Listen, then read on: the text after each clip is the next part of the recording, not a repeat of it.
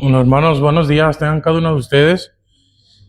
Vamos a continuar, hermanos, con nuestra carta de Efesios. Hoy vamos a culminar el capítulo 3, hermanos.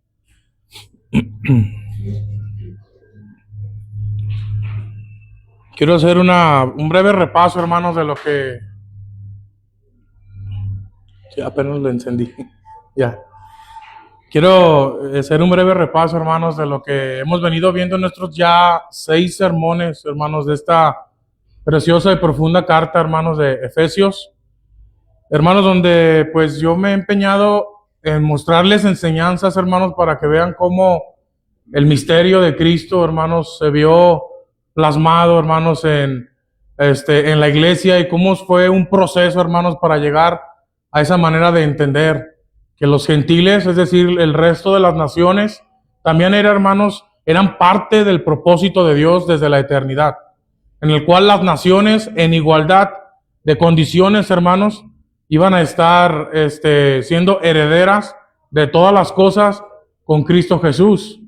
Entonces, hermanos, esto yo me he dedicado, ya hemos visto cómo Dios tuvo que tratar con Pablo, vimos cómo Dios tuvo que tratar con Pedro para hacerle sobre todo a Pedro, hermanos, entender que el evangelio no era de solo para los judíos, no había una exclusividad para el mundo judío, sino que también las naciones, hermanos, eran llamadas a ser parte de esta nueva creación que es la iglesia de Cristo Jesús, hermano. Ya vimos todo esto, hermanos. Yo espero que si no lo recuerdas muy bien, puedas repasar en el canal de la iglesia esos sermones con anterioridad que he predicado, hermanos. Después, hermanos, llegamos a donde yo concluí, hermanos, que es como cuando ya el misterio de que las naciones tienen que ser tratadas igual de rango y todo, hermanos, con las bendiciones de los judíos, en Hechos capítulo 15.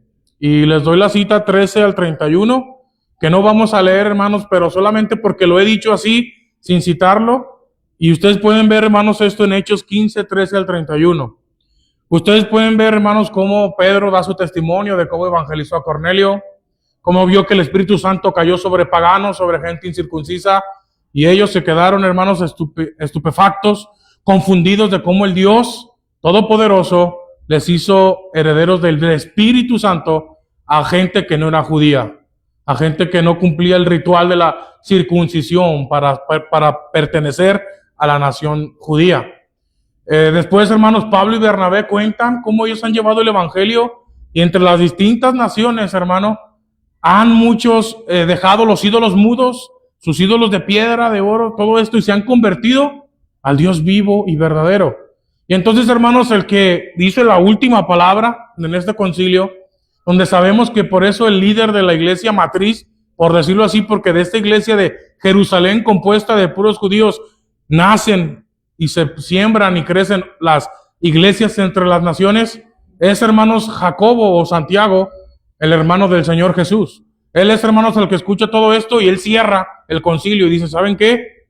Escuchando el testimonio de Pedro, escuchando los testimonios de Pablo y Bernabé, voy a concluir esto.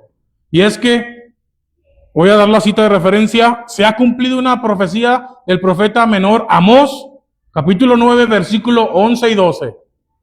Esa cita, hermanos, por si ustedes quieren leer después en su casa. Santiago dice, ya entendí ahora este misterio.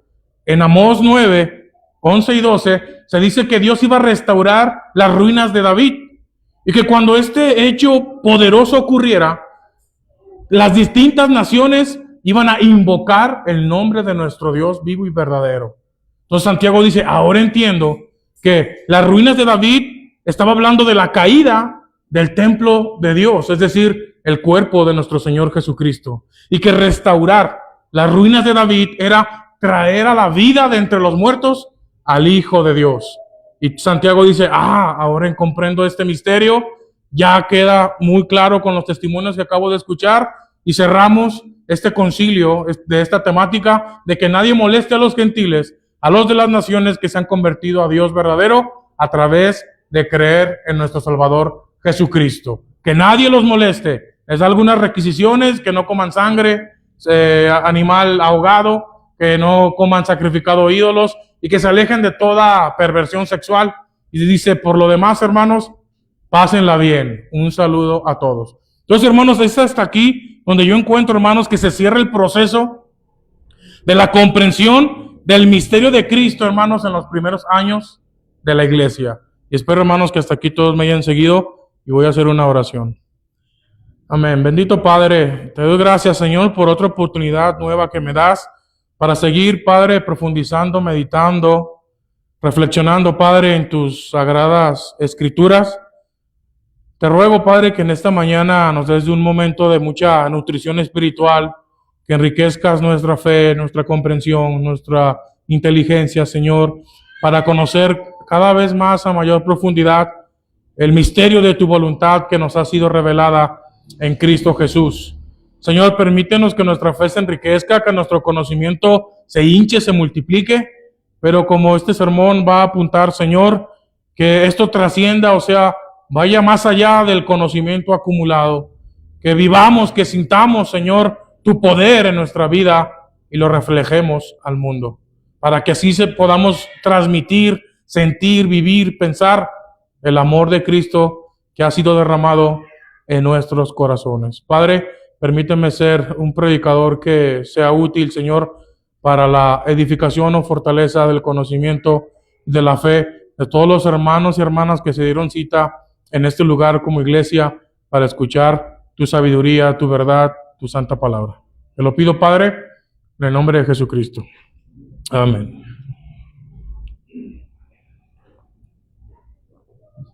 Vamos a leer, hermanos, la fracción que nos queda desde el versículo 14 y recordando el 13, hermanos, fue el con el que cerré la vez pasada, donde Pablo, hermanos, dice que todos sus sufrimientos, recordarás, son poca cosa en comparación a lo que vale la iglesia de Cristo, porque tiene un valor incalculable, tiene un valor, hermanos, que va más allá de nuestra comprensión. Por eso Pablo decía, yo todo lo sufro por amor a los escogidos de Dios, por amor de la iglesia de Cristo, porque vale tanto que todo lo que yo he sufrido, todo lo que yo he llorado, se queda bastante corto en comparación a lo que todos deberíamos de dar o sacrificar por el beneficio del pueblo de Dios. Entonces aquí, hermanos, cerramos. Entonces vamos a leer versículo 14 del capítulo 3 de Efesios.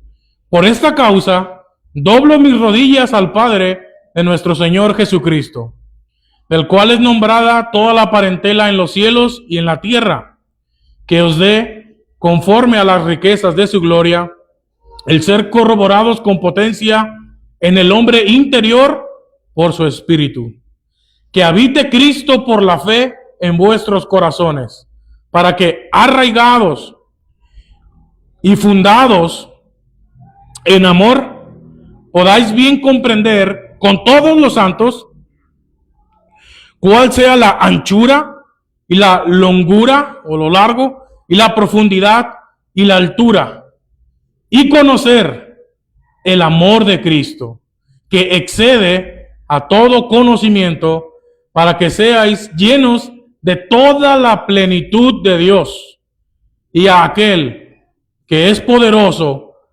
para hacer todas las cosas mucho más abundantemente de lo que pedimos o entendemos, por la potencia que obra en nosotros. A Él sea gloria en la iglesia por Cristo Jesús, por todas edades del siglo de los siglos. Amén. Así acaba, hermanos, esta porción que veremos en esta mañana. Hermanos, realmente yo tengo, un solo punto, hermanos, que es en sí, hermanos, atender o examinar el ruego de Pablo, que Pablo hace por la iglesia de los gentiles en los Efesios. Y quiero, hermanos, que analicemos ese ruego constante de Pablo, hermanos, porque es lo que Pablo va a entender, que era un ruego constante que él hacía, hermanos, por la iglesia de Jesucristo. Primeramente, hermanos, extraje 5 puntos menores de esta idea, hermanos, del ruego o la oración de Pablo. Y el primero es cómo Pablo, hermanos, se refiere al Padre. Si te fijas en el versículo 15, hermanos, Pablo se refiere al Padre, dice al cual dobla sus rodillas. Dice que él por esta causa dobla sus rodillas al Padre de nuestro Señor Jesucristo. Y lanza una frase, hermanos, que yo, hermanos, cuando la leo no me queda muy del todo clara. Cuando habla del Padre, hermanos, dice que dobla sus rodillas a Él. Lo describe así: del cual es nombrada toda la parentela en los cielos y en la tierra. Hubo una palabrita, hermanos, en sí que yo se las quiero compartir ahorita, que a mí me pareció muy interesante, que es lo que se tradujo por parentela, hermanos. Esa palabra, hermanos, griega que se tradujo parentela es patria, que es la misma palabra que tenemos en nuestro español de patria, hermanos. ¿Y qué es la patria, hermanos? Sino es un concepto, hermanos, que si te fijas, te da una identidad y que construye un sentido de pertenencia, de que tú eres parte de algo más grande. ¿Cómo se ve esto, hermanos? De que, por ejemplo, cuando nosotros nos queremos identificar, podemos decir culturalmente, soy mexicano.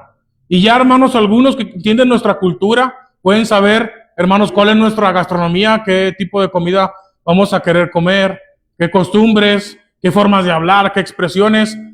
O sea, ya te generas una identidad, hermanos, con tan solo tú presentarte y decir, soy mexicano. Ya, hermanos, alguien puede construir, ya sé más o menos entonces cómo es él, porque conozco el país, conozco su gente y sé más o menos cómo se caracterizan. Luego, hermanos, no solamente te pueden identificar con la patria, sino que al decir soy mexicano, sino que también, hermanos, se construye lo que te digo, un sentido de pertenencia, de que yo pertenezco a algo más grande, ¿no? Por ejemplo, cuando te dicen, ¿de dónde eres? Podemos decir, yo soy de México. Y ahí, hermanos, estamos dándonos un sentido de pertenencia. Soy de México. Si te fijas, hermanos, o sea, es como si México como nación y país del cual yo soy parte, hermanos, y yo ahí tengo un sentido de pertenencia. Entonces, esto, hermanos, me hizo muy interesante la lectura, porque se quiere decir, hermanos, entonces que Dios está construyendo una patria, y por el contexto podemos entender que sí lo está haciendo, porque desde el versículo 10 del capítulo 2, dice Pablo, hermanos, que nosotros somos hechura suya, creados en Cristo Jesús. O sea, hermanos, se nos está hablando de una nueva familia, de una nueva patria celestial, no terrenal, que Dios está comenzando a construir a través de la fe en Jesucristo, hermanos. Entonces, hermanos, por eso yo veo que la traducción sería como Lutero, como Martín Lutero la entendía, que él en sus palabras, esta expresión, hermanos, del cual es nombrada toda la parentela en los cielos y en la tierra, él la entendía así en su paráfrasis: todos los que llevan el nombre de hijos. Eso es, hermanos, lo que en sí está hablando la palabra de Dios aquí. Aunque algunas traducciones, hermanos, yo sé que algunos de aquí usan traducciones más nuevas, este nombre, hermanos, o frase del cual es nombrada toda parentela, simplemente lo traducen como que todo origen de toda creación terrenal, como angelical o celestial, tienen un mismo origen, un mismo principio, que es Dios, el Padre de nuestro Señor Jesucristo. Muchos cierran ahí así la idea, pero yo, hermanos, fui más persuadido a creer que lo que quiere decir Pablo, hermanos, es que con que el Padre es del cual se nombra toda patria en los cielos y en la tierra, se está refiriendo, hermanos, a esta nueva creación que Él está comenzando a hacer, hermanos, y a formar por medio de la fe en Cristo, de judíos y del resto de las naciones. Algunos van más allá y dicen es que los cristianos que están en los cielos claman a su Padre en los cielos, y los cristianos que no hemos muerto y estamos sobre esta tierra, clamamos al Padre desde la tierra. Y a última hora, los cristianos en la tierra, que seguimos vivos, y los cristianos que ya han fallecido y están en los cielos, en los dos lugares, hermanos, claman al Padre de nuestro Señor Jesucristo y lo alaban por siempre. Entonces, hermanos, esto es algo que quería aclarar hasta este punto. Después, hermanos, encontré otro punto que para mí, otra idea, hermanos, que para mí es muy importante, que es que Pablo rogaba que nuestro ser interior fuera fortalecido. Que nuestro ser interior fuera fortalecido. Esto, hermanos, a veces, me es difícil de explicar, y yo creo que para esto, hermanos, lo voy a dar de referencia para agilizar. Uno puede entender más o menos a qué se entiende Pablo, hermanos, de que él ruegue: yo te ruego para que mis hermanos de Éfeso sean fortalecidos en su ser interior, en su ser espiritual. Esto, hermanos, destapa como que nosotros hoy día es como si viviéramos, hermanos, entre dos realidades. Entre un yo que soy el que es mexicano, el temporal, es una patria temporal que tenemos y que acabará con la muerte, y un yo definitivo o eterno que trasciende el tiempo y la muerte, que es mi verdadera patria celestial, el que siempre seré, cuando ya haya sido glorificado en la resurrección cuando Cristo baja a la tierra, hermanos. Pero, hermanos, que me pueda dar a entender esto, porque yo sé que es algo complicado. Porque uno es el yo temporal, que soy mexicano, que tengo defectos, que soy atraído por el pecado. Y otro es el yo interior, que es el que seré por toda la eternidad, una vez que sea glorificado en la resurrección de los muertos. Entonces, hermanos, Pablo lo que está pidiendo en sí es que nosotros, hermanos, nos despersonalicemos. O sea que el nosotros exterior, de hecho lo dice de otra forma en otra carta, se va desgastando, vaya muriendo. Si allá cada vez que pasa el tiempo como cristiano, yo sigo siendo menos yo, el temporal, el mexicano, con sus defectos, mal carácter, se está muriendo. Ya no parece el que era. Y ahora parece que aparece un nuevo ser. Y es el interior, el que se va renovando y creciendo día con día. Esa es la razón, hermanos, por la que Pablo dice, yo ruego que su ser interior sea fortalecido por el Espíritu Santo. Romanos 2, 28 al 29, hermanos, deja entrever esa idea que Pablo tenía en su mente. Porque él abordando a los judíos, él les dice, ustedes se jactan y confían en que porque son judíos físicamente, exteriormente, piensan que por eso ya tienen ganada la gloria de Dios. Pero Pablo les dice, pero no, es judío el que lo es en lo interior. Es judío aquel que tiene renovado su yo espiritual porque ha creído en Jesucristo.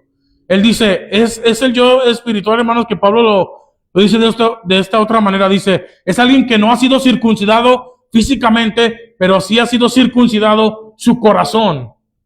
Que es de que un corazón insensible a Dios, ahora, hermanos, ha sido despedazado ese corazón duro de piedra y ha sido sustituido por un nuevo corazón de carne sensible para captar a Dios, hermanos, y amoldarse a la voluntad de Dios. Esa, hermanos, es la idea en la cual Pablo podemos entender que él habla entre una realidad física, temporal, y la identidad eterna que trasciende el tiempo, que va más allá de la muerte. Hermanos, Pablo, para comprender más esta temática, tú lo puedes ver en Romanos capítulo 7, versículo 20 al 25, donde trata esto que parece un juego de palabras que confunde. Cuando él dice que él lo que no quiere hacer es lo que hace y no termina por hacer lo que sí quería hacer. Y esto parece, hermanos, una jugada de contradicción, pero es porque Pablo está consciente, hermanos, de su yo exterior, temporal, y está consciente de la nueva criatura que es en Cristo Jesús, que está dentro y que día a día va a empezar a crecer y a crecer hasta que el Pablo temporal, hermanos, perezca, hermanos, muera rotundamente. De hecho, Pablo, hermanos, va tan allá de que él quiere que nos despersonalicemos tanto que no nos identifiquemos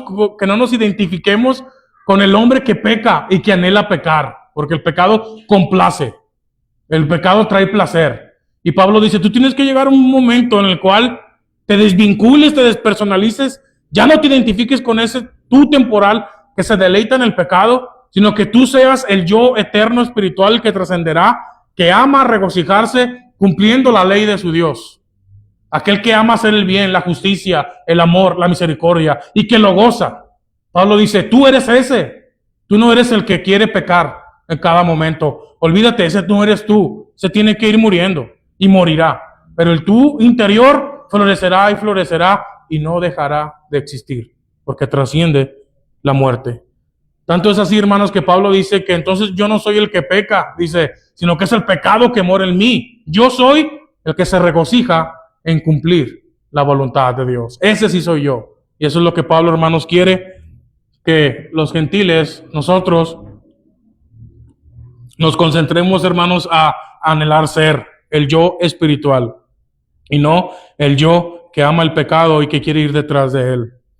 Otra cosa, hermanos, que para mí es digno de hablar, hermanos, es algo que Pablo también pide y es por entendimiento a la iglesia. Él dice, yo quiero que ustedes crezcan a un punto tal que sean capaces de comprender plenamente el misterio de Dios en Cristo Jesús. Esto tiene que ver con intelecto, hermanos, con inteligencia para alcanzar a entender cuán grande ha sido el plan de redención de nuestro Dios, comprender el evangelio de Jesús. Y él, hermanos, lo describe como que en versículo 18 dice, para que puedan bien comprender con todos los santos cuál sea la anchura, la longura, cuán largo, cuán profundo y cuán alto. Algunos hermanos discuten en que si esto lo está hablando del amor o esto lo está hablando de lo que empezó a hablar en el capítulo 3. Yo pienso que es de lo que comenzó a hablar al inicio del capítulo 3, del misterio de Cristo que ha sido revelado en este tiempo a los hombres.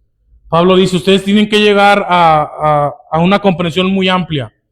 Hermanos, yo me apoyé en este comentario que fue de bendición para mí y que de hecho la vez pasada se los comenté, del hermano William McDonald, que descansa con el Señor. Y él, hermanos, me agradó, tomé parte de sus palabras, hermanos, para hablar de cómo él explicó el misterio de Cristo. Y él lo decía así, hermanos, toma las 4 descripciones que Pablo da, la anchura, la longitud, la profundidad y la altura. Y comienza hablando de la anchura, hermanos, y dice, ¿qué podemos entender por la anchura del misterio de Cristo? Y él dice, la anchura no es otra cosa más que la amplitud de la gracia de Dios de salvar a judíos y a hombres entre todas las naciones, para incorporarlos a la nueva creación que es la iglesia de Cristo, hermanos. Eso es lo que tiene que ver con la anchura. ¿Cuán amplio? Antes se pensaba, hermanos, que era no tan ancho, sino que nomás exclusivo de un pueblo. Pero el Evangelio y el misterio de Cristo revela que la amplitud, hermanos, es enorme. Porque Dios llama entre todas las naciones a los hombres a que se arrepientan y pasen a formar parte de la nueva creación que es la iglesia. Después dice, ¿qué podemos entender de la longitud? ¿Qué tan largo es el misterio de Cristo? Él dice, hermanos, lo relaciona con el tiempo y dice, el misterio de Cristo se extiende de eternidad a eternidad. Por tal razón, Pablo en Efesios capítulo 1 dice que fuimos elegidos antes de la fundación del mundo, antes de que el tiempo existiera. Y el futuro de la iglesia seguirá después, hermanos, de que el tiempo acabe y comience, hermanos, la redención, cuando todo esté cumplido. En el futuro, Cristo seguirá exhibiendo en la iglesia las riquezas de su gracia. Es decir, hermanos, aún nosotros en la eternidad, donde el tiempo ya no será más, seremos un testimonio vivos eternamente de la grandeza de nuestro Dios. Y cuando alguien vea a la iglesia, hermanos, entronizada, hermanos, glorificada, inmortalizada, dirán, ese es el Dios que hizo de esas personas viles, esas personas preciosas, esas personas que se ven ahora admirables, gracias al Dios que las amó y las compró. Entonces, hermanos, eso él lo asocia con la longitud de eternidad a eternidad. Después, hermanos, él habla de la profundidad, que Pablo habla, cuán profundo. Y él dice, hermanos, la profundidad, ¿cómo vamos a entenderla sino como que estábamos hundidos en el pozo de un indecible pecado y de degradación? Es decir, que no parecíamos hombres, parecíamos animales guiados por nuestros instintos y deseos más bajos, hermano. Eso es lo que dice Efesios capítulo 2. Prácticamente que vivíamos como animales simplemente por instintos y pasiones que nos dominaban. Pero luego dice, de ahí Dios te salvó por gracia. Quiso sacar de esa línea y forma de pensar y de vivir en esclavitud y te ha liberado. Y él entiende eso, hermanos, del misterio de Cristo en la profundidad.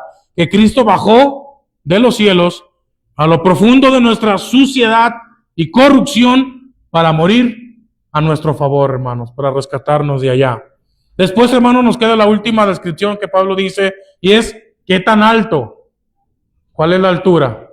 Y él dice, la altura, ¿qué ha de ser sino que somos resucitados con Cristo y también entronizados en Él en los lugares celestiales para compartir su gloria? Eso es, hermanos, la altura.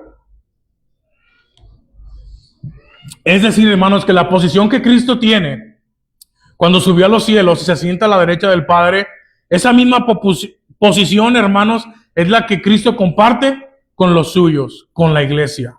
Por eso se nos dice, hermanos, que aún los ángeles son siervos de los que han heredado la salvación. Entendiendo yo, hermanos, que nosotros alcanzamos un rango superior a los mismos ángeles, porque nosotros, hermanos, estamos entronizados o elevados con Cristo Jesús. Y Él comparte, hermanos, su posición, sus riquezas con nosotros, la iglesia. Hasta aquí, hermanos, esa parte que fue de bendición para mí.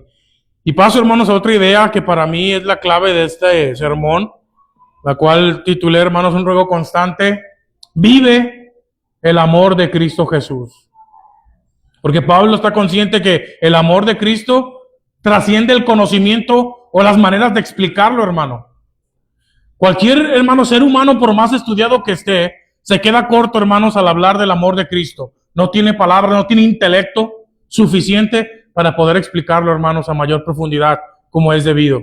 Sin embargo, hermanos, llegamos todos al límite de nuestra capacidad. En el versículo 19, hermanos, para mí es el corazón de este sermón, cuando dice la frase, y conocer el amor de Cristo que excede a todo conocimiento, para que sean llenos de toda la plenitud de Dios. Y conocer el amor de Cristo que va más allá de todo conocimiento acumulado, hermano. Esto es, hermanos, el punto importante de esta enseñanza de esta mañana, hermanos. Esa palabra conocer, hermanos, tal vez a nuestro español nos suena a conocimiento también. Y podemos decir, ¿y por qué dice que conocer a Cristo dice que sobrepasa todo conocimiento, hermanos? Y es porque la palabra conocer aquí del griego ginosco no es conocimiento teórico, sino que es, hermanos, vivir, es experiencia. Que eso, hermanos, no se puede escribir con palabras, experimentar. Que yo lo entiendo, hermanos, sentir a Cristo. Sentir a Cristo y pensar a Cristo, hermanos, es algo que no se puede escribir con las palabras. Simplemente se vive y ya. El amor de Dios se derrama y provoca en ti algo y ya. Es inexplicable. Pero así se siente el amor de Cristo, hermanos. Se siente. Más allá de las palabras que acumulas y todo el conocimiento que acumules, más allá de esa teoría, hermanos, Pablo dice, es sentir el amor de Cristo. Mi ruego por los hermanos de Éfeso no solamente es que acumulen el entendimiento, el conocimiento que de todos los maestros puedan obtener. El punto importante y vital aquí es que ustedes puedan vivir, sentir el amor de Cristo en sus vidas, hermano. Ese es mi ruego constante por ustedes. No solamente que lo conozcan a mayor profundidad, que también es parte, pero también que sepan vivirlo, que lo viven, que lo sientan, que lo piensen y que así, hermanos, lo manifiesten al mundo. Eso, hermanos, es lo que a mí me dejó sorprendido, hermanos. Yo quiero impactar sobre tu vida. El amor de Cristo no puede ser comprendido ni explicado del todo, jamás. Y por esa misma razón, el amor de Dios tiene que ser vivido, hermanos. El amor de Cristo tiene que ser experimentado. Es lo que Pablo quiere de la iglesia, es lo que anhela. Es el ruego constante de su corazón, de su oración para la iglesia de entre las naciones, para ti y para mí, hermano. Sentir el amor de Cristo y pensar de acuerdo a Él. Ese es el único estímulo que necesitamos para ser el cristiano espiritual o maduro que Dios quiere que seamos. Al final, hermanos, por eso pedí el himno. Si te fijas, hermanos, entramos a esto que el hermano Gabriel ya lo ha dicho, la doxología, que es, hermanos, cuando acabas alabando, ensalzando el nombre de Dios, el nombre de Cristo, y es parte del himno que cantamos. La parte última, hermanos, dice, y a aquel que es poderoso para hacer todas las cosas mucho más abundantemente de lo que pedimos o entendemos, por la potencia que obra en nosotros, a Él sea la gloria en la iglesia, por Cristo Jesús, por todas las edades del siglo de los siglos. Hermanos, estos últimos dos versículos para mí me llenaron de una paz absoluta, hermanos, de una paz, de una tranquilidad en la cual puedo yo descansar. Yo puse una idea así, hermanos, esta última, que es, tú haces la obra, Señor, y yo solo espero en ti. Yo no puedo hacer nada más. Tú haces la obra, Señor, en mí. Tú haces la obra, Señor, en los demás hermanos. No tengo por qué frustrarme. Si tú haces la obra, yo solo espero en ti. Para mí, hermanos, eso es lo que Pablo, en pocas palabras, está expresando con esas palabras de agradecimiento hacia Jesucristo, hermanos. Es como si Pablo tuviera una expectativa. Quizá él quiere ver más gente, todo lleno aquí. Quizá yo puedo anhelar todo esto. Pero él, hermanos, dice, pero yo sé que el Señor es mucho más grande que yo. Yo puedo tener anhelos, yo puedo querer ver ciertas cosas y no verlas. Pero pues, ¿quién soy yo para frustrarme primeramente yo mismo por algo que no depende de mí? A mí no me resta más que reconocer la grandeza de Dios, que Él obra según su soberanía, según su grandeza, obra en el que quiere, cuando quiere, como quiere, con el que quiere. Entonces yo descanso en ese poder divino. Yo hago la obra del Señor, estoy dispuesto, soy tu instrumento, pero el resultado corresponde al Señor, pertenece al Señor y no a ningún ser humano. De manera, hermanos, que Pablo descansa en el poder de Dios, en la soberanía o en la soberana voluntad de nuestro Dios y Padre y del Señor nuestro Jesucristo, hermanos. Y concluyo con esto, hermanos. Pablo, hermanos, con su ruego para mí dejó claro lo siguiente. ¿Qué es lo que quiere de la iglesia de entre las naciones? Lo siguiente. Pablo quiere, hermanos, que reconozcamos nuestra meta. ¿Qué perseguimos en esta tierra, hermanos? Pablo quiere que sepamos qué perseguimos. Como diría en otra carta, él dice, es que yo no quiero cristianos que estén peleando con el aire. Es decir, su lucha es vana. Lo que persiguen no es nada. Pablo, hermanos, quiere cristianos que tengan conciencia de por qué están viviendo y cuál es el punto máximo para alcanzar. Ese es el ruego constante de Pablo, hermanos. Él diría, la meta del cristiano es reproducir o replicar la vida de Jesús en cada uno de ustedes, hermanos. No lo pierdan de vista. Esa es la razón por la que están aquí. Esa es la razón por la que todavía respiran. Y para hacer la voluntad de Dios y recrear la vida de Cristo en nosotros, no solamente nos hace falta conocimiento, que sí es necesario, ya lo dejó él claro. Por eso oraba también por capacidad de entender realidades espirituales que sobrepasan nuestro entendimiento humano. Pero que sobre todo conocimiento acumulado, hermanos, la clave aquí es vivir a Cristo, hermanos. Sentir como Cristo y pensar como Cristo. Ese es el amor de Dios derramado en cada hijo suyo. Y ese debe ser el mayor anhelo de todo ser humano, hermanos.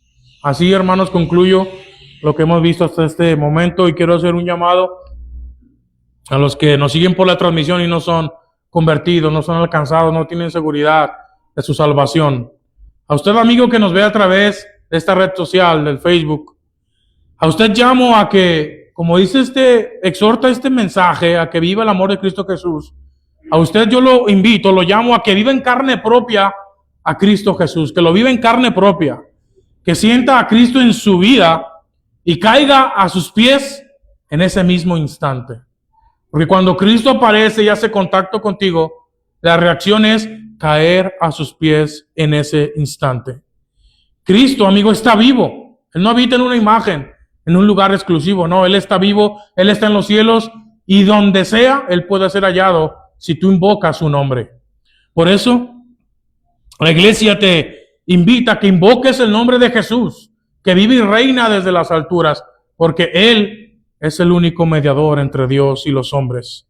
Usted tiene que creer y estar convencido de que si usted invoca el nombre de Jesús, su corazón de piedra insensible será destruido y será cambiado por uno de carne, capaz de sentir a Jesús, para contemplar su propia indignidad y ser abrazado y aceptado y cobijado por la gracia de Dios que te espera, amigo.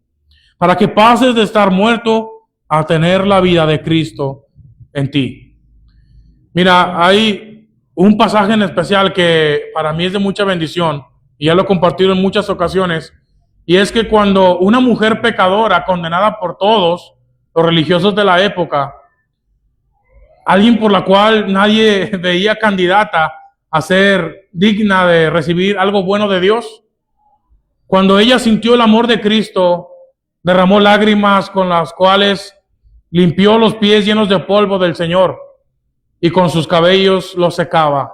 Y Jesús dijo que esa mujer había amado más a Él porque más le había sido perdonado. A ese llamado es el que yo invito a ti, amigo, a que experimentes y vivas y seas capaz de sentir. Que Dios te dé ese corazón sensible de carne para que puedas sentir el amor de Dios. Caigas derribado a sus pies. Si tienes que derramar lágrimas, las derrames, porque así fue la conversión de esta mujer, por la cual nadie daba un solo peso, nadie la consideraba digna de ninguna bendición. Sin embargo, fue amada y salvada por nuestro precioso Salvador, Jesús. Asimismo, amigo, a ti te llamo para que vivas en carne propia el amor de Cristo. Porque sentir a Jesús es la vida cristiana.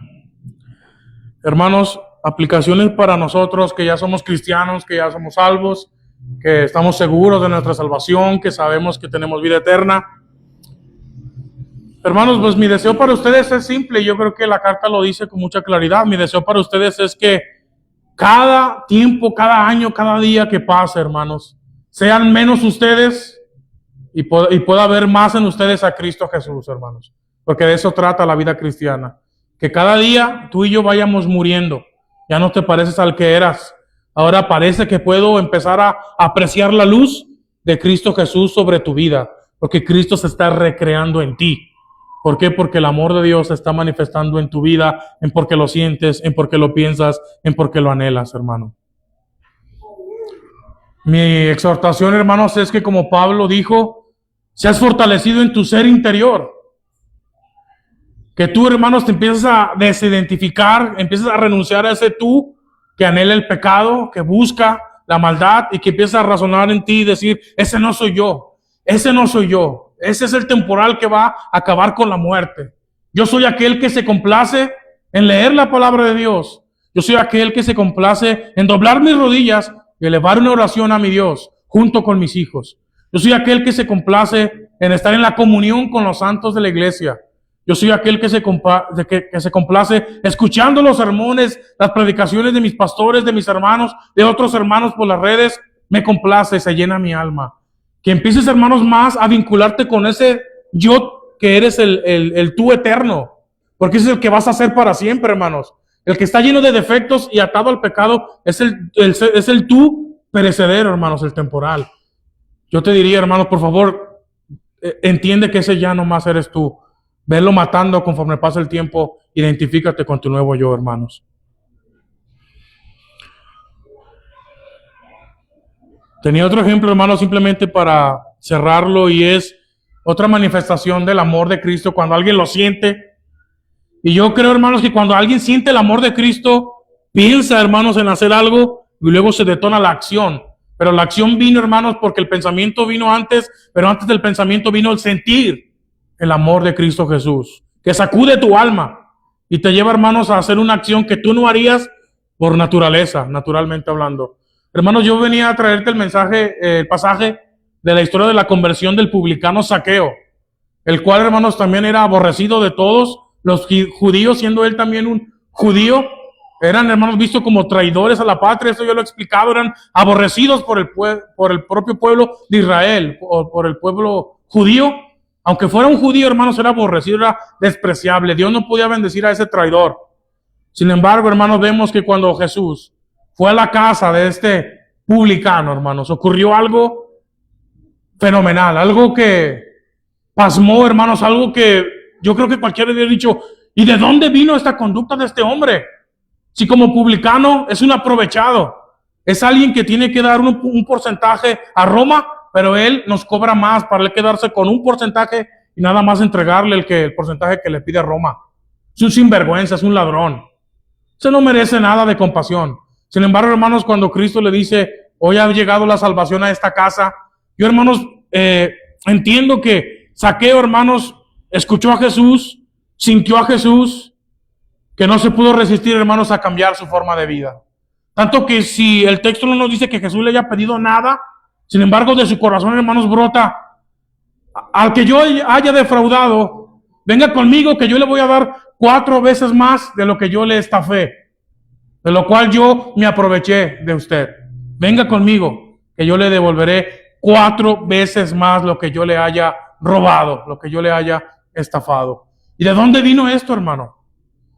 ¿De dónde vino esta acción, hermanos? Yo convincentemente digo, no fue por tanta teoría que tuviera, hermanos, en su mente este Zaqueo, sino fue porque sintió el amor de Cristo, hermanos, la misericordia, el mensaje de que venía por lo más vil del mundo, y él, hermanos, no pudo resistirse. Y como la mujer pecadora, digamos, su corazón, hermanos, cayó delante de los pies de Cristo, hermanos, y dijo, me conocieron como un estafador, pero ya no más. La salvación ha venido a mi vida. El amor de Dios me lleva a querer vivir esto. Devuelvo todo el daño que causé y de aquí en adelante solamente cumplo con mi labor de manera pura y honesta delante de Dios. Esto es, hermanos, lo que es vivir a Cristo. Y te apuesto que Zaqueo, hermanos, no sabía todo este misterio de Abraham, todo esto que hemos explicado. Sin embargo, hermanos, no lo necesitó comprender en ese momento. Lo que necesitó simplemente fue sentir el amor de Cristo para vivirlo, hermanos, y experimentar una transformación en su vida. Y eso es lo que quiere Dios. Eso es lo que quiero yo, hermanos, para ti, lo que quiere Dios para mí, para todos ustedes, y es lo que Pablo quería para la iglesia de los Efesios, hermanos. Quiero, hermanos, terminar con un clamor hacia el Señor, diciendo: Señor, queremos ser llenos de tu amor y concédenos vivirlo de manera tan intensa, ese amor, de manera tan intensa, que el mundo pueda ver en nosotros tu gloria, tu grandeza. Porque nosotros, hermanos, somos llamados a ser testimonios de que Dios es real. Esto es algo, hermanos, que se me había pasado comentarlo, pero Pablo habla de que Cristo tiene que habitar en nosotros, que nosotros somos la habitación de Dios, la casa de Dios, y es porque nosotros, hermanos, en la iglesia somos el testimonio de que Dios es real. Recuerda que Jesús es el fundamento, y que cuando alguien contempla, hermanos, una grande construcción, no ve lo que está debajo sosteniendo todo. Él nomás ve la hermosura, hermanos. ¿Te acuerdas de esta torre que te dije, hermanos, que es la más alta del mundo? Todos ven los acabados, la altura y dicen: uy, qué belleza. Pero hay algo, hermanos, que escapa de su vista, y es lo que está abajo en la tierra, sosteniendo todo lo que ellos no pueden ver la construcción de abajo.